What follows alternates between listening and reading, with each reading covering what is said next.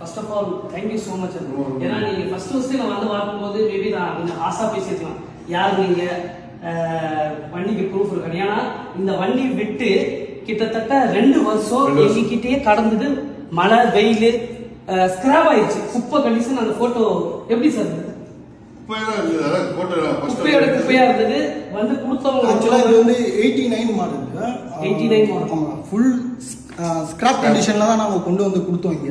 ஆக்சுவலா அவர் சொன்னாரு ஒரு 6 மந்த் ஒர்க் பண்ணா இதை வந்து ரீமாடிஃபை பண்ணி நியூவா ரெடி பண்ணி தரேன் அப்படின்னு சொல்லியிருந்தாரு.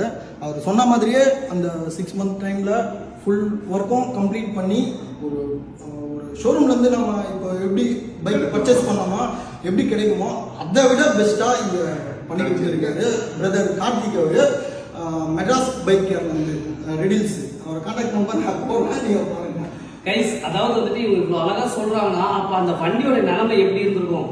1989 model old vintage Bullet, Andhra Pradesh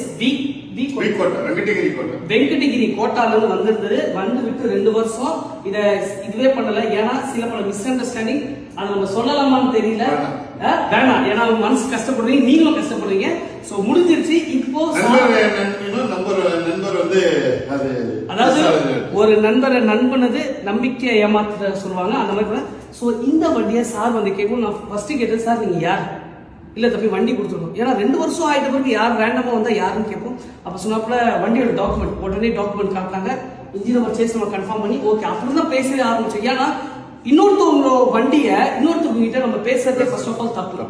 so it's illegal. So அந்த புண்ணியத்துல இந்த 1989 மாடல் வண்டி 2 வருஷம் நம்ம கிட்டே குப்பையா நின்ற ஸ்கிராப் கண்டிஷன்ல பின் ரிஸ்டோர் பண்ணி பிராண்ட் நியூ பண்ணி மறுபடியும் ஆந்திர பிரதேஷ் கோட்டாக்கு இந்த வண்டி டெலிவரி ஆகுது.